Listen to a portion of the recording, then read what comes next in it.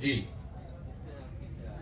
नहीं, जंगल राज की चर्चा इसलिए की कि चलते हुए मैं रामनगर में एक हमसे नाई समाज का एक व्यक्ति मिला, तो लोगों ने बताया कि भैया इनकी राजनीतिक सूझ बहुत अच्छी है, इनसे जरा पूछिए कि बिहार में क्या दशा है। तो मैंने उससे पूछा कि ये बताइए कि लालू जी और नीतीश जी के राज में क्या फर्क है। तो उसने बहुत अच्छी बात बताई। मैंने जब पदयात्रा शुरू की थी तब, उसके बाद तो लोगों ने और बताया कि भैया लालू जी के राज और नीतीश के राज में फर्क कुछ नहीं है। दोनों ही राज्य, दोनों के ही राज में जनता का हजामत पूरा पूरा बना है। फर्क बस इतना ही है कि लालू जी के राज में ये हजामत जो है जनता का, वो अपराधी बनाते थे, और नीतीश के राज में ये हजामत अब अधिकारी बना रहे हैं। लालू जी के राज में लूट मार का काम अपराधी कर रहे थे, नीतीश के राज में लूट मार का काम अब अधिकारी कर रहे हैं। लालू जी के राज में जो अपराधी था वो शाम होने के बाद गन लगाकर लूटता था, नीतीश के राज में अफसर दिन में कलम लगाकर लूट रहा है। तो फिर उसने कहा इसीलिए भैया लालू जी का जो राज था, अगर वो अपराधियों का जंगल राज था, तो जो नीतीश का राज है वो अधिकारियों का जंगल राज है। और इस बात को मैंने पिछले 17 महीनों में जहां पर भी मैं गांव में गया हूं बात किया है, ज्यादातर लोग इस बात से सहमत है कि नहीं भैया ये आकलन बिल्कुल ठीक है। एक बात सवाल और है कि आपने ये भी कहा था कि अभी जो बच्चों के लिए आप वोट करें जी, इसमें सारे लोग कहते हैं कि मैं रोजगार दूंगा, कोई ऐसी पार्टी तो है नहीं जो कहती है रोजगार हम नहीं देंगे। बच्चों के लिए फिर कैसे वोट करें? बच्चों के लिए वोट देना और रोजगार के लिए वोट देना दोनों में फर्क है। आप पार्टी कह रही है कि हम किसने आकर रोजगार के लिए वोट मांगा, हमको बताइए। लोग तो ये कह रहे हैं कि भैया भारत को मजबूत बनाना है, पाकिस्तान को सबक सिखाना है, इसलिए वोट दीजिए। लोगों ने कहा कि हमने पुलवामा कर दिया इसलिए वोट दीजिए। लोग ये कह रहे हैं कि तुम हमारी जाति के हो, तुमको आरक्षण देंगे इसलिए वोट दीजिए। लोग ये कह रहे हैं कि भाई भारत को मजबूत बनाना है इसलिए वोट दीजिए। लोग ये कह रहे हैं कि हमने मंदिर बना दिया इसलिए वोट दीजिए।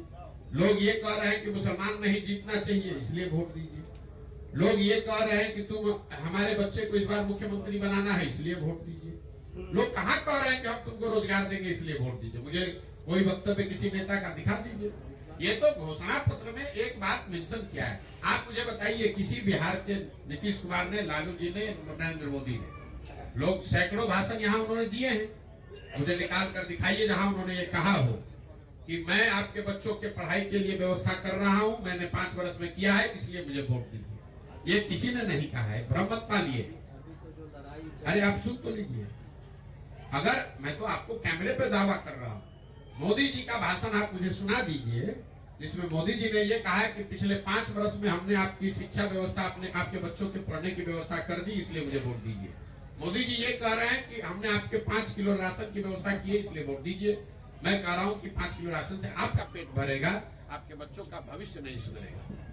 दोनों में फर्क करना समझिए। सर लोग आप पर क्यों भरोसा करें? पहले भी नेताओं से लोग ठगे जा चुके।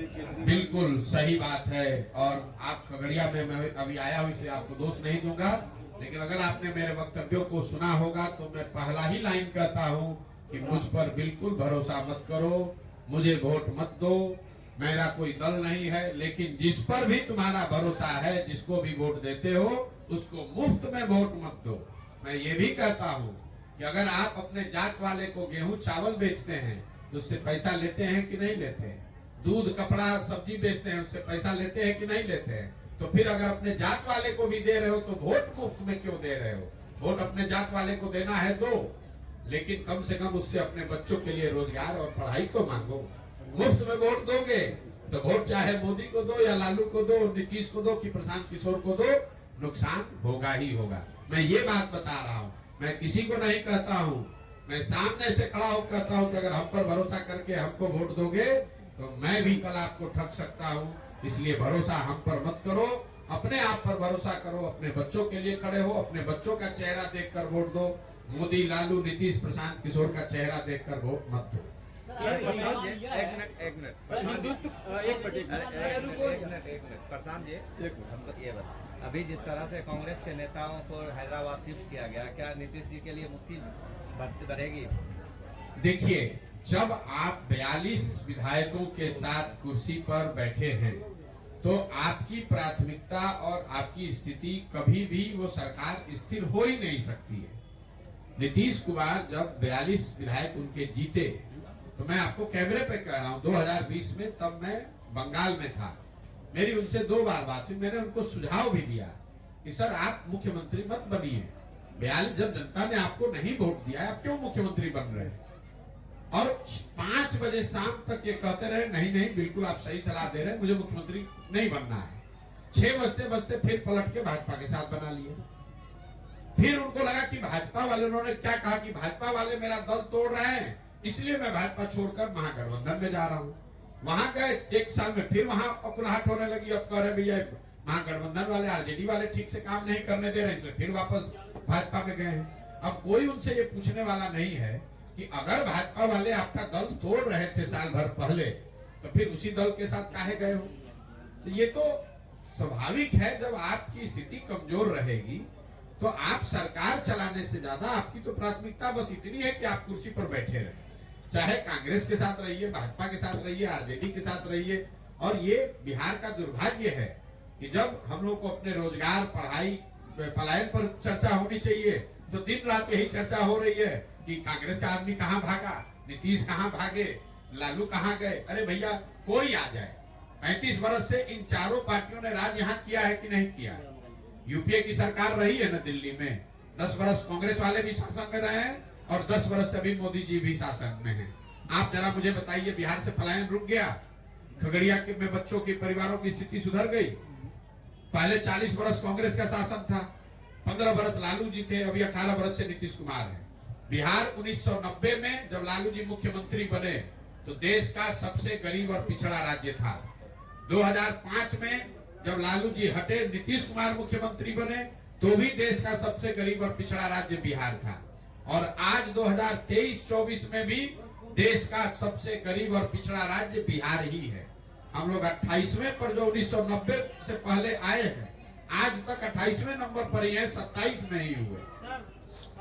सर हम पूछ रहे हैं पद यात्रा का जो है, सुना जाए सर, कहाँ से भी बिहार के युवा को तीनों पद यात्रा का जो आप कार्यक्रम कर रहे हैं, 17 महीना जो चल दिए और फिर आगे तक कार्यक्रम साल भर का है, इसका रिजल्ट क्या निकलने वाला है ये मैं जानना चाहता हूँ। रिजल्ट ये निकलने वाला है कि बिहार की जनता जो इन सारे दलों से त्रस्त है वो मिलकर एक नया दल बनाएगी।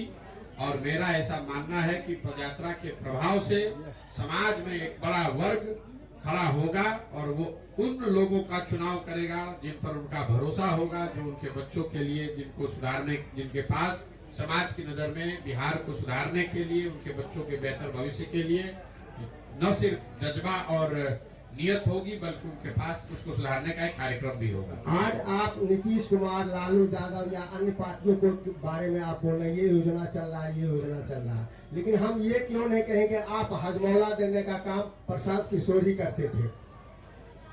अगर आपका सवाल पूछने का लहजा तो बड़ा अजीब सा है, लेकिन अगर आपका ये कहना है कि पहले हमने उनकी मदद की है तो आज उनका विरोध क्यों कर रहे हैं, ये जायज सवाल है। लोग सवाल आप, मैंने 2014-15 में नीतीश कुमार की मदद की थी, लेकिन 2014-15 के नीतीश कुमार में और आज के नीतीश कुमार में जमीन आसमान का फर्क है। मान्यवर, 2014-15 में जिस नीतीश कुमार की मैंने मदद की थी, ये वो नीतीश कुमार थे जिनके बारे में बिहार में एक बड़ा वर्ग मानता था कि ये आदमी बिहार को सुधारने की दिशा में काम कर रहा है, सुशासन बाबू उनको कहा जाता था। आज जिस नीतीश कुमार का मैं विरोध कर रहा हूँ, पूरे बिहार की जनता मान रही है कि इस आदमी को प्रशासन सुशासन से कोई मतलब नहीं है, अपने कुर्सी से मतलब है और इनका राज सुशासन का राज, सुशासन न होकर अपराधियों का जंगल राज है। 2014-15 में जिस नीतीश कुमार की मैंने मदद की थी वो नीतीश कुमार थे जिनका दल लोकसभा 2014 के चुनाव में नीतीश कुमार नहीं हारे थे, उनका दल हारा था। उनके पास 117 विधायक थे, लेकिन नीतीश कुमार ने राजनीतिक मोरालिटी के नाम पर पद से इस्तीफा दे दिया। आज जिस नीतीश कुमार का विरोध कर रहा हूं वो नीतीश कुमार है जो चुनाव हार गए हैं। 42 विधायक लेकर जुगाड़ लगाकर, कभी भाजपा का हाथ पकड़कर, कभी लालटेन पकड़कर कुर्सी पर चिपके हुए।